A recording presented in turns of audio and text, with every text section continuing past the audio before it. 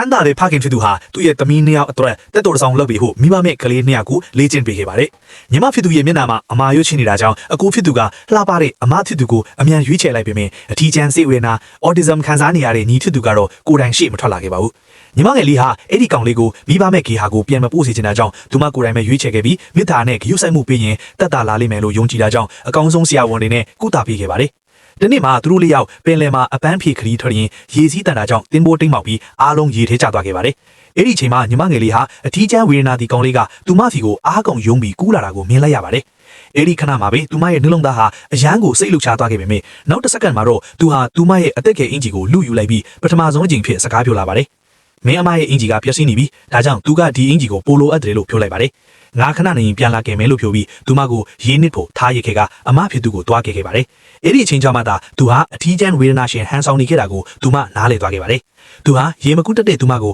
စကားမပြောချင်လို့ဟန်ဆောင်နေခဲ့တာပါ။သူမဟာရေပေါ်မှာကြာမနေနိုင်ပဲနောက်ဆုံးမှာရေနစ်တည်ဆုံးသွားခဲ့ပါတယ်။ဒါပေမဲ့ကံကောင်းစွာနဲ့ပဲကောင်းကင်ဘုံကသူမကိုနောက်ထပ်အခွင့်အရေးတစ်ခုပေးခဲ့ပြီးတတ်တော်ဆောင်ရွေးချယ်ရမယ့်နေ့ကိုပြန်ရောက်သွားခဲ့ပါတယ်။ဒီတကြီးမှာတော့အမဖြစ်သူကညီဖြစ်သူဟာပိုချောတာကြောင့်သူမရဲ့တတ်တော်ဆောင်အဖြစ်အရင်ဦးအောင်ရွေးချယ်လိုက်ပါတယ်။ထူးခြားတာကညီမငယ်လေးကလည်းဒါကိုကန့်ကွက်ခြင်းမရှိပါဘူး။ဒါပေမဲ့ဖခင်ဖြစ်သူကတော့အမဖြစ်သူဟာအိမ်ရဲ့အကြီးဆုံးသမီးဖြစ်လို့သူမရဲ့လုံခြုံရေးကပိုအရေးကြီးကြောင်းအထီးချမ်းဝေဒနာတီကဂရုမစိုက်နိုင်ကြောင်းပြောပြီးချက်ချင်းကန့်ကွက်ပါတယ်။အရင်ဘဝတုန်းကညီမငယ်ကရွေးတုန်းကဖခင်ဖြစ်သူကဘာမှမပြောခဲ့တာကြောင့်အခုမှပဲသူမအတွက်တက်တော်ဆောင်ရွေးပေးတာဟာဟန်ပြတက်ဆိုတာသူမနားလည်သွားပါတယ်။အဲ့ဒီအချိန်မှာပဲအထီးချမ်းဝေဒနာတီကောင်လေးကပထမဆုံးအချိန်စကားပြောလာတာကြောင့်လူတိုင်းအံ့အားသွားကြပါတယ်။ညီဖြစ်သူကအကိုဖြစ်သူထက်ကွန်ဖူးပညာပိုးတော်လာကြောင်းဖခင်ဖြစ်သူသိသွားတာကြောင့်တက်တော်ဆောင်တွေကိုလဲလှယ်ဖို့သဘောတူလိုက်ပါတယ်။ဒါပေမဲ့အကိုဖြစ်သူကညီမငယ်ရဲ့မျက်နှာမှာအမာရွှေ့ရှိနေတာကြောင့်သူမရဲ့တက်တော်ဆောင်ဖြစ်ဖို့ညှင်းဆိုလိုက်ပြီးတလရွမ်9တန်းလစာကိုတောင်စွန့်လွတ်လိုက်ပါလေ။ဒါပေမဲ့ဒီတစ်ချိန်မှာတော့သူမဟာဘဲသူစကားကိုမှနားမယောင်တော့ပဲဒီညီကိုနှစ်ယောက်လုံးကိုတက်တော်ဆောင်အဖြစ်မလိုချင်တော့ဘူးလို့လူတိုင်းရှေ့မှာကြီးညာလိုက်ပါလေ